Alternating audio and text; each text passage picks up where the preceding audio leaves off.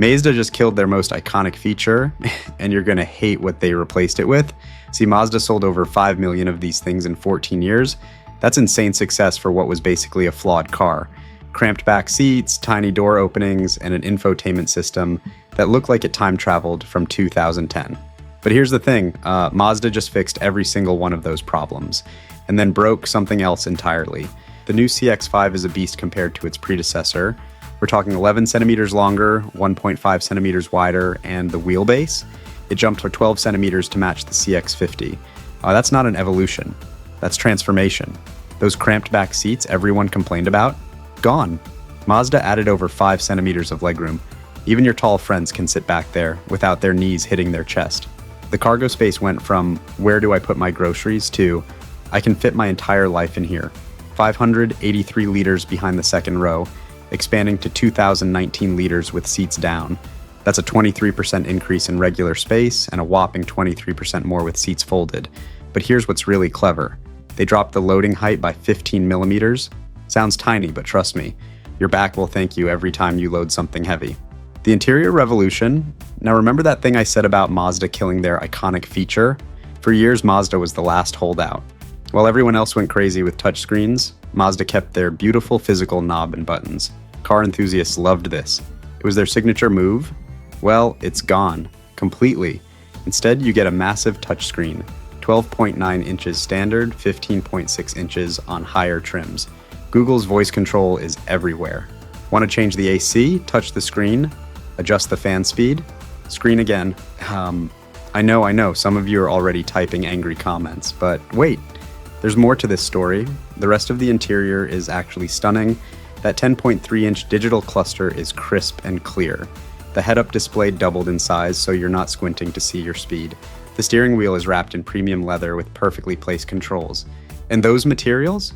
Pure Mazda magic. Soft-touch plastics everywhere, real leather and higher trims, and that signature attention to detail that makes you feel like you bought something special, not just another crossover. The tech that actually works. Here's where it gets interesting.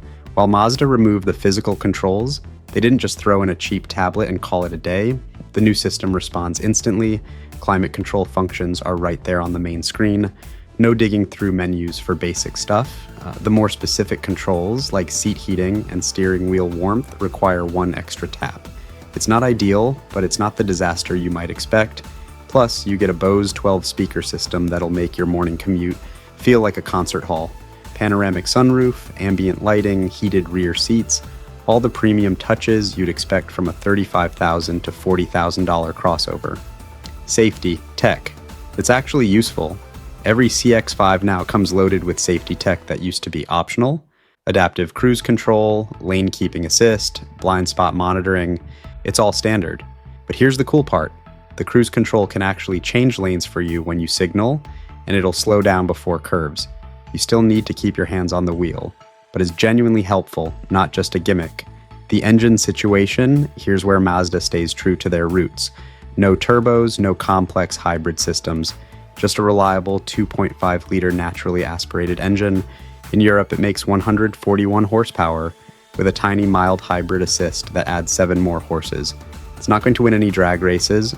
0 to 100 kilometers per hour takes about 10.5 seconds, but it'll sip fuel at 7.3 liters per 100 kilometers with front-wheel drive. Americans get the same engine, but tuned to 187 horsepower without the mild hybrid system.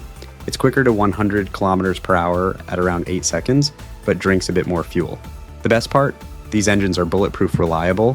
While your neighbor's turbocharged crossover is visiting the dealer for its 3rd warranty repair, you'll still be driving. What they actually improved? The suspension got a complete rethink. New dampers, softer springs, and recalibrated steering that requires less effort but gives more feedback. The result? A crossover that actually feels premium to drive. The brakes are now brake-by-wire electronic systems. Sounds scary, but it means instant response and better integration with the mild hybrid regeneration system. Sound deadening got major attention too. They reinforced the cargo floor, redesigned the rear hatch, and moved speakers to eliminate unnecessary holes. The result is a cabin that's significantly quieter than before. Look, the new CX-5 isn't a revolution, it's evolution done right. Mazda took everything people complained about and fixed it methodically. Yes, losing the physical controls hurts. And yes, the engine isn't as efficient as some hybrid competitors, but you know what? This thing will run for 200,000 miles without major drama, haul your family in comfort, and make you feel good about your choice every single day. At $30,000 to $39,000 in America or 35,000 to 40,000 euros in Europe, it's positioned right where it needs to be. Not the cheapest, not the most powerful, but probably the most well-rounded crossover you can buy. Sometimes the best choice isn't the most exciting one, sometimes it's just the right one. What do you think about Mazda ditching the physical controls? Are you team touchscreen or team buttons? Let me know in the comments below, and if this helped you decide on your next crossover, smash that like button and subscribe for more no-nonsense car reviews.